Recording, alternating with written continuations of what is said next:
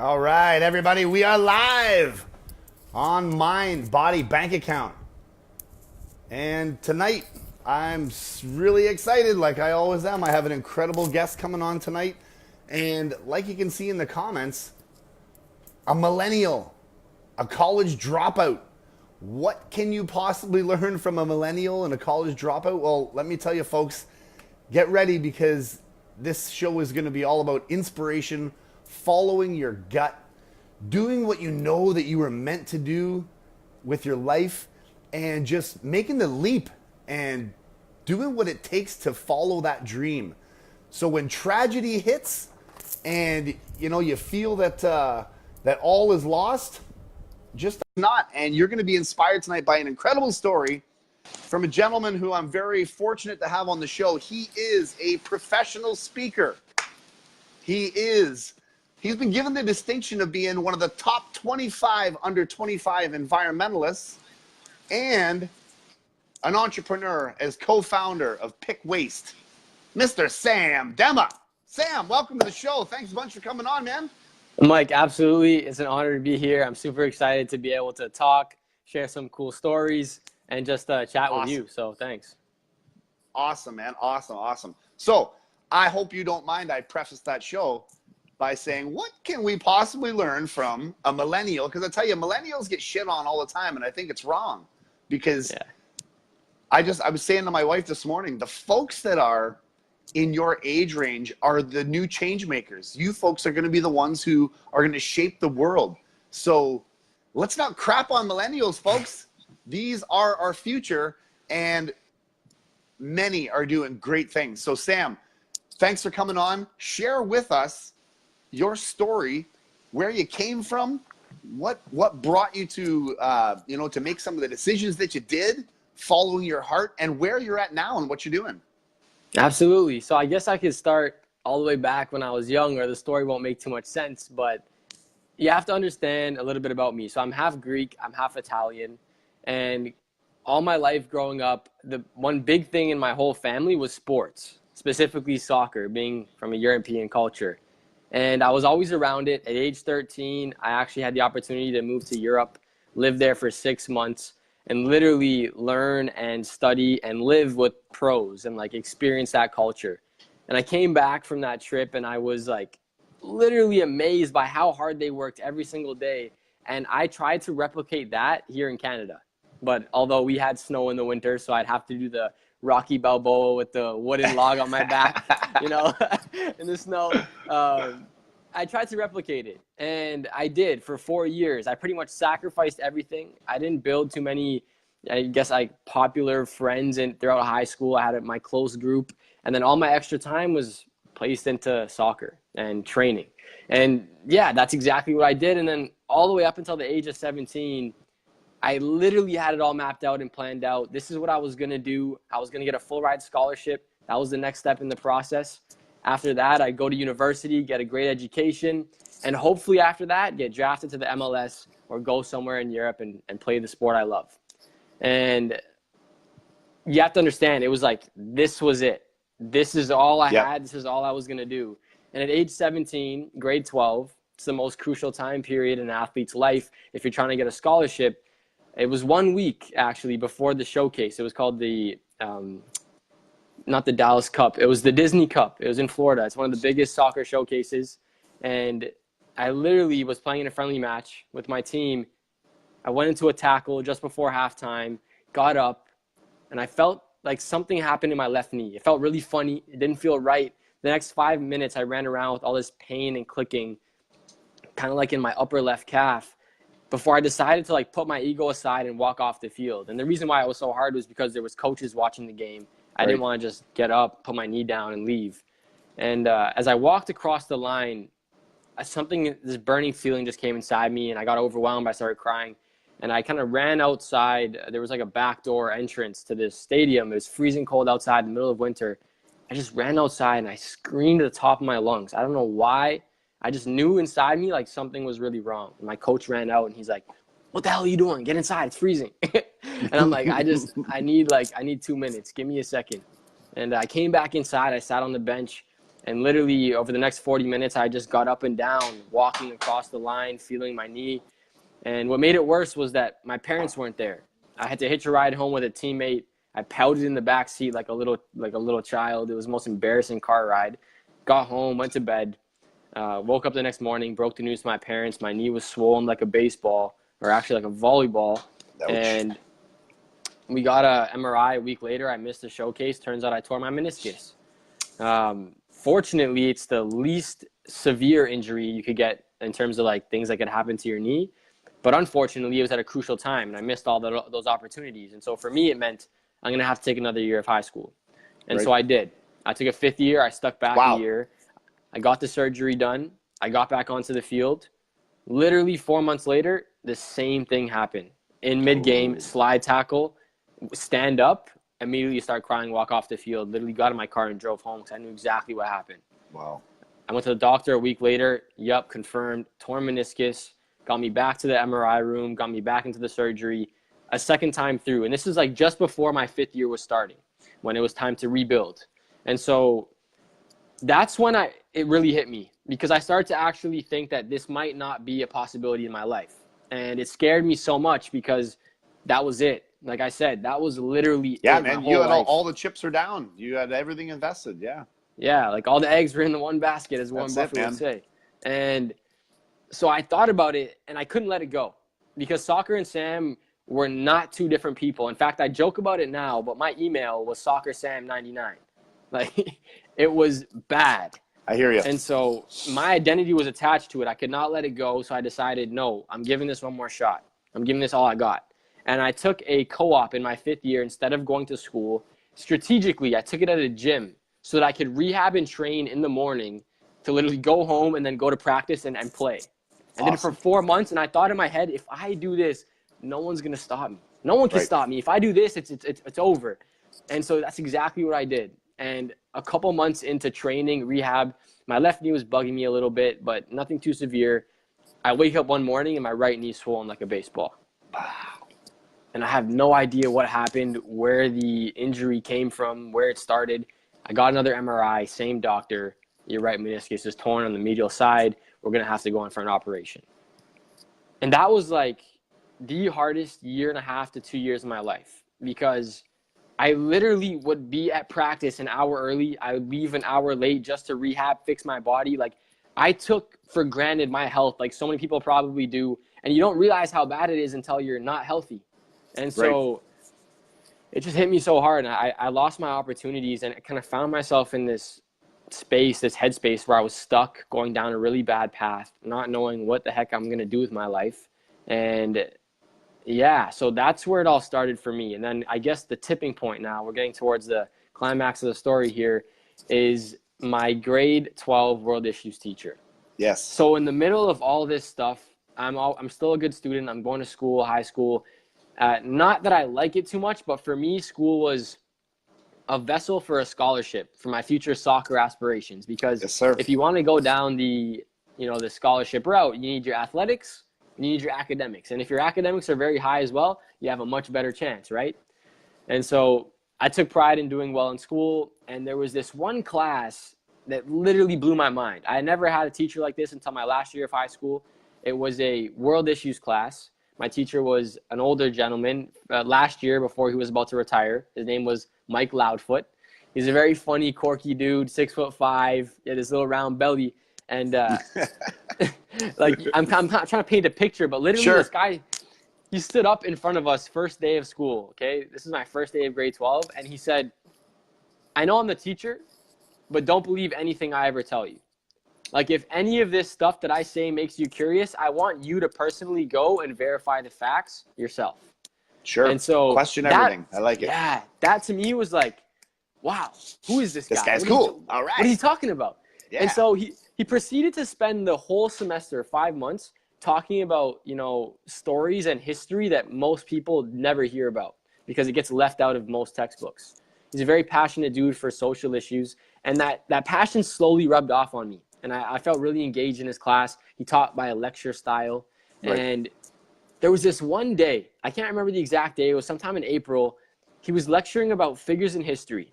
who have made massive impacts. You know, all the people like Malcolm X, Martin Luther King, Gandhi, Malala, Gloria Steinem, long list of people. And then there was a bunch of people I never even knew that he kind of informed us about.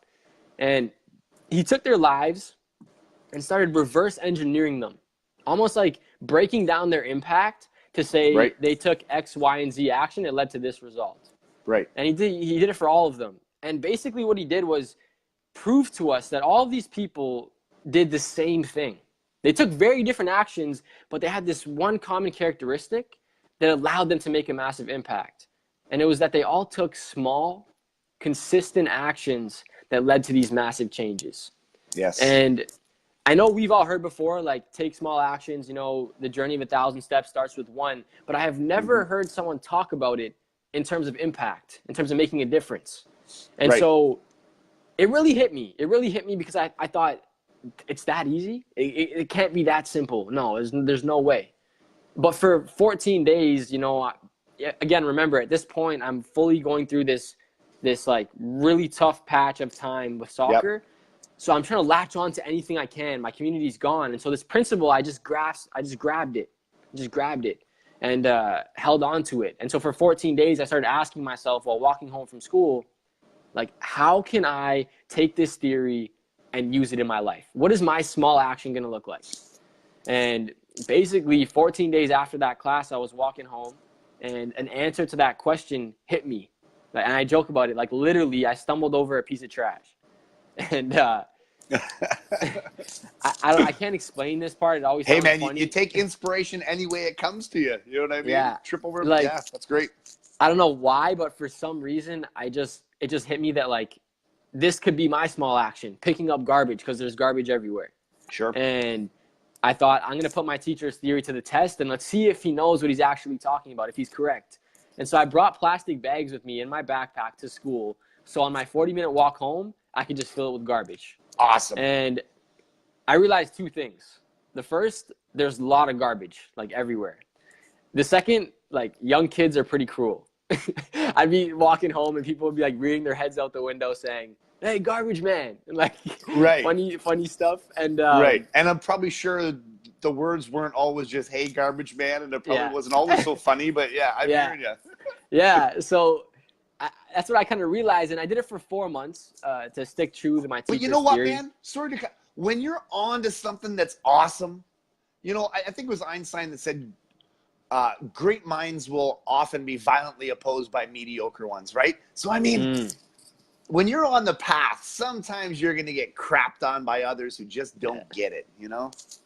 Absolutely. No, I totally agree. And, like, I didn't even realize where I was going with it. I didn't have a plan or, like, a mission or a vision. I just was doing this to make an impact.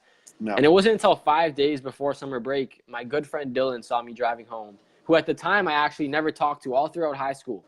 And he pulled over, he rolled down his window, and he laughed. And he said, what are you doing? You know, you're a soccer player. What are you doing? Yeah. And I told him, my teacher taught me this lesson. I want to apply it and make a difference. And here's how I'm going to do it, picking up garbage. And he said, great, man. Like, but if you do it by yourself, you're only one person. Like, why don't we get as many people involved as we can? Good job, Dylan. Yeah. It was not until Dylan drove by that this thought occurred to both of us that we could do something with this in the community. And that's when we created Pick Waste and started doing weekly cleanups. And that's, like, the whole origin story. Now, fast forward, I guess, a year and 5 months, we filled just over 800 bags. Our initiative was featured all over the news. We've spoken at, like, numerous high schools, numerous elementary schools. We've both done TEDx talks to just spread this message. And we haven't looked back. Incredible, man. It's incredible. It's awesome. Yeah.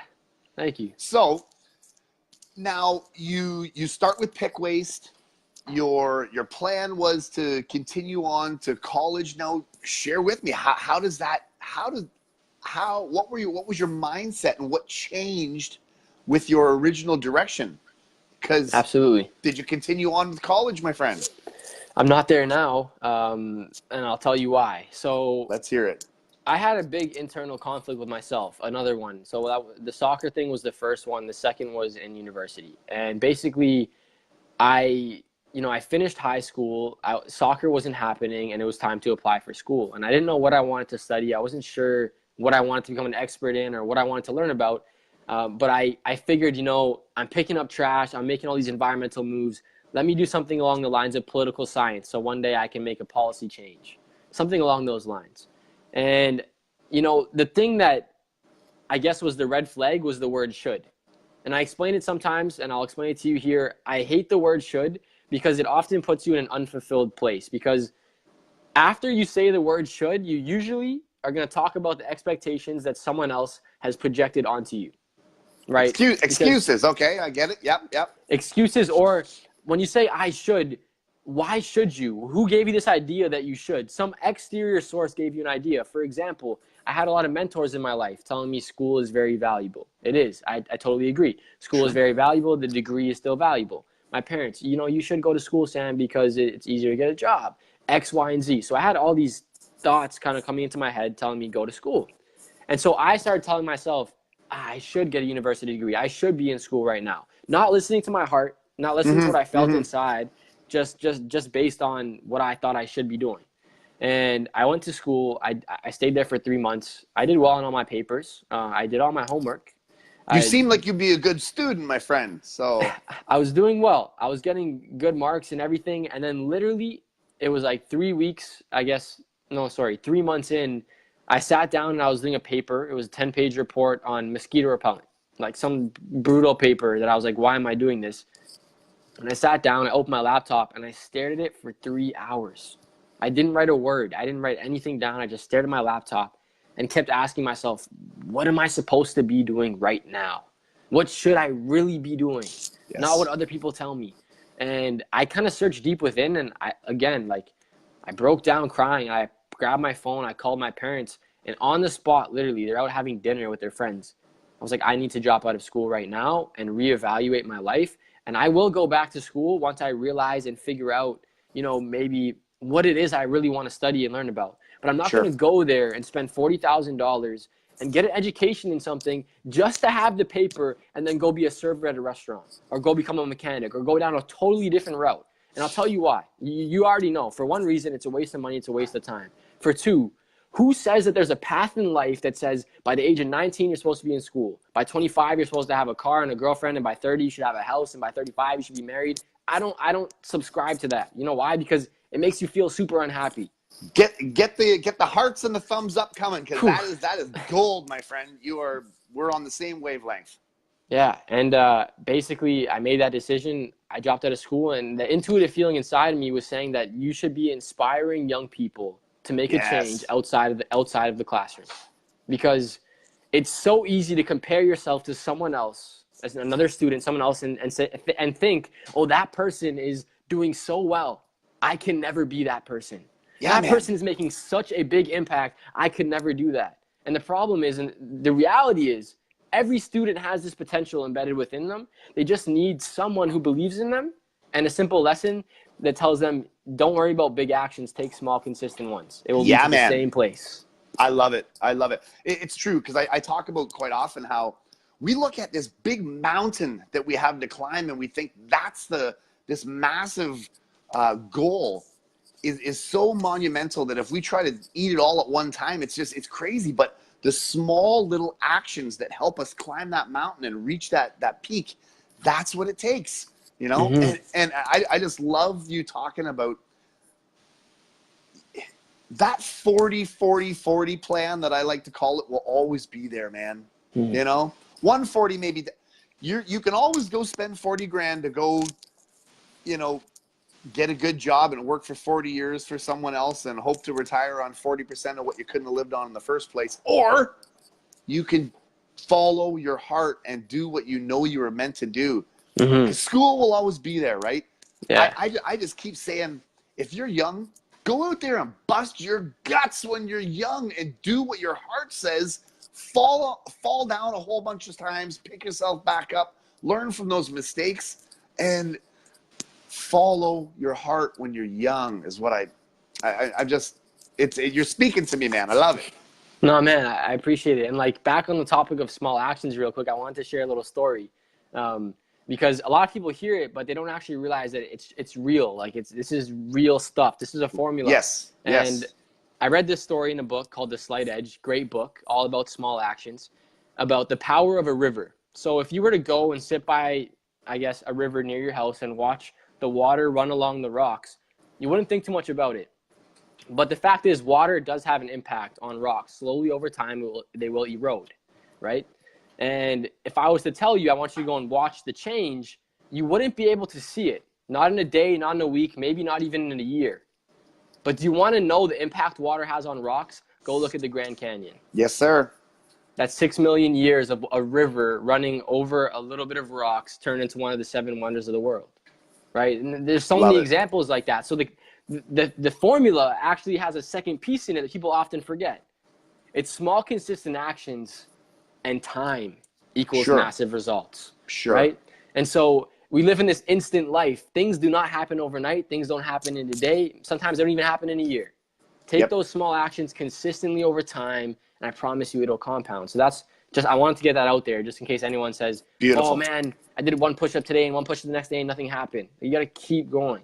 That's it, man. That's it. But yeah. Because most people quit when they're just about to win, right? And it's like, if you only had known that if you just had kept going a little bit further, you'd be there. So consistency, stick-to-itiveness, just keeping on that path, right? Another story, just along the line you just said. 2 frogs on a farm. 2 frogs on a farm, they're looking for some milk to drink, some food to eat. They find this bucket of milk around where the cows stay. And they both jump in this bucket. It's filled with half cream, half milk, and they fill up, they drink all the milk. And then all of a sudden they realize it's a lot harder to get out of the bucket than it was to jump in. So now these 2 frogs are stuck, paddling in circles, like literally trying to save their life. And they have no idea what they're going to do. One frog quits. He decides, you know what? We're going to die. Like, what am I wasting my time for? He sinks to the bottom and he drowns. The second frog still has no idea how he's going to save his life, but he continues paddling. He continues going in circles. And funny enough, because the bucket was half cream, half milk, he churns it into a block of butter. Unknowingly churns it into a block of butter and jumps out of the bucket. Right? So the thing is, you should not fear moving slowly. You should fear standing still. Yes, right? Sir. It's the piece of time. Time will expose you or push you forward as long as you take the correct action. Can I say, are you coining that? Fear, what did you say there? Fear not. So you shouldn't fear standing still. No, you shouldn't fear moving slowly. You should fear standing still, not moving. Sir. That's it. Yeah. That's it. Love it. Yeah. Love it. And, just when you're talking about the frog in the bucket story, and I think this is what's going to happen with yourself as well, and doing the environmental, you don't know the impact that you're going to make on others as well. Clearly, just picking up garbage, is it Justin, right? Is it Justin? Who's your buddy? Dylan. Dylan pulled over. Yeah. So you're inspiring someone already just by them pulling over and saying, hey, man, you need a hand. So I love the philosophy of the honeybee philosophy, where at 90 degrees to your main objective, like the honeybee's going out to get nectar for itself, but at 90 degrees to its main objective, it's picking up pollen and depositing on flowers and creating impact without it even knowing. And you, sir, I think are doing the same thing. And I think we need to all remember that as well, that you follow your heart, and the offspring of that, those little things that could happen, the people that you can inspire just by following your dreams and doing what you want to do, can also add to the awesomeness of what you're doing. So kudos, my friend. I love it. I love your story. No, I really appreciate it. And I totally agree. And I think it's important to realize that sometimes you don't even know who you're impacting, and that's why you should never stop. Because when we speak at schools or do events and kids get intimidated, they don't want to come up and tell us how they actually feel sometimes. And it's the same way for anyone who's making an impact. Sometimes they look at you and say, look at this guy, I want to be just like him, I want to do everything like him, but I'm too shy to go talk to him. But you're still having the huge impact on that kid, right? Right. And for me, we literally are taking Pick Waste now and turning it into an educational company because there's a huge lack of environmental awareness for young kids. People are growing up not knowing what things go where and what bins. Like, we live on planet Earth, but know nothing about it. Very Why? true. Because there's no one who taught us anything. No one taught us about it when we were young. So we Exactly. literally want to educate young kids. And then the more personal message that I spread is that it doesn't have to be trash, right? Like pick waste is the example of how this theory played out in my life. What's 10 times more important is what you're passionate about. Whatever the person watching this video is passionate about, that you take small actions in that direction. Right. Because the same thing will happen to whatever you're passionate about. Right. And yeah, man, that's pretty Beautiful. much it. Beautiful. I love it. So, speaking, what have you done? Where you mentioned TEDx talks. What have you done, and what's your future plans in the speaking arena?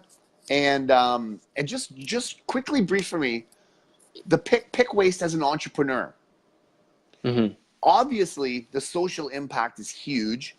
You're cleaning the environment, inspiring others to do the same, learning, teaching. As an entrepreneurial venture, how does that work for you as far as being an income source? Can you share with me on that?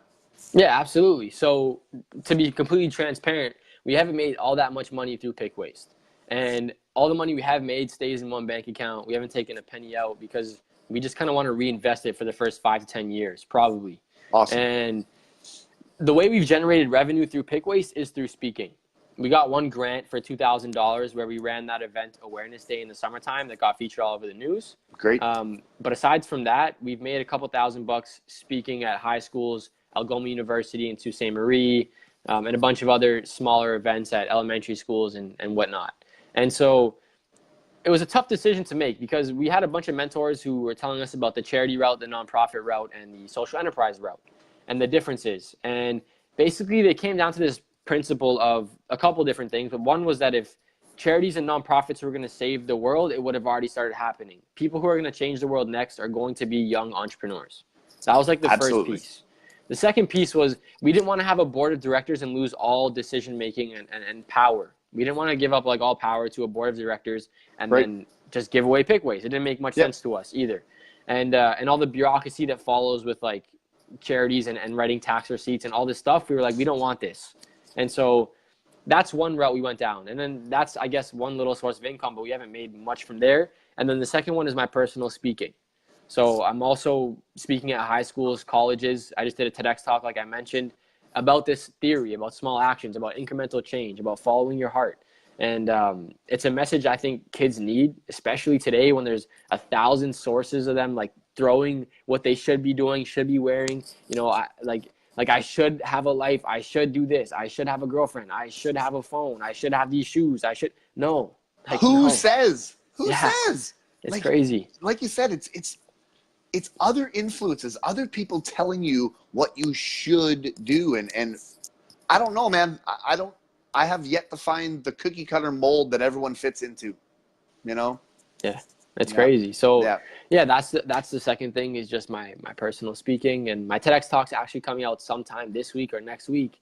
And super excited about that. So I'm going to be sure to share that with you and everyone else. Please do so. Please do. And then also I work part-time at the Keg. So this is where it gets interesting. I'm not a full-time like entrepreneur right now because it wouldn't be realistic. I'm not making enough money to do that yet. Sure. Okay. It's in the future plans. Gotta eat. Gotta eat, my friend. Yeah, you gotta eat. Like I had a friend tell me, you know, make $500 a week and then do whatever else you want because you can pay all your small bills right now. Living it with my parents still, it works for me. Like do what you got to do and then put all your effort into whatever you're trying to build. And that's pretty much what I'm doing. That's awesome. And clearly you've got some family support. I'm sure there were some intervention attempts to try to keep you in school and Sam, what are you doing? You're crazy. But you know, it sounds like they're still welcoming you under the roof. So they're supporting you, right? Yeah, they are. Awesome. I still have the blessing. Awesome. So and just before we wrap this up, and I would love it, please, if you can in the comments below, share with us any links that you know folks who are watching can follow you at, pick waste, your speaking events, anything that you may feel people can find of value. Absolutely, please please give us that info in the links or in the comments. Comments, cool. And what you were saying about the should have and the expectations that other people put on us, I just think that for those of us who feel that there is a greater purpose for us, I think we need to quit looking at the success of other people and judging ourselves based on what others are doing. Because, you know, if you're entrepreneurial minded, if you're a business owner, if you're a mover, shaker, change maker, you know, your news feed is probably filled with videos of other people out there doing things that are like, holy crap, I can't believe it. How could I ever, you know, make $1 million in 90 days or whatever it is that people are. Stop looking at what other people are doing and judging your own progress on that. It's about you, and it's about those little steps that we can take as long as we just don't stop moving. So I appreciate that, man. Yeah, two things real quick, because you keep opening me up to different ideas and topics. Awesome. Two things. Two things. First thing, you should never compare yourself to someone else, because most of the time the person who you're looking at who's really successful went through like most likely 10 years of hardship before they got there. And That's so right. You can't say, I want to be there today. You can't be there today. You can be process. there in 5 years. Yeah. There's a huge process. And that's something I learned through speaking, because I used to look at, you know, really big youth speakers and be like, I want to be there tomorrow. That does not work. It does not happen. Right. And so, yeah, that's the first thing. And the second thing I wanted to say was, you have to understand that life is like a puzzle. This is one of my favorite analogies. Another one. This one came to me walking home. I didn't get this from anywhere. And I believe here it is, guys. Gold. Sam Demma, gold. Here it is. Let's hear it.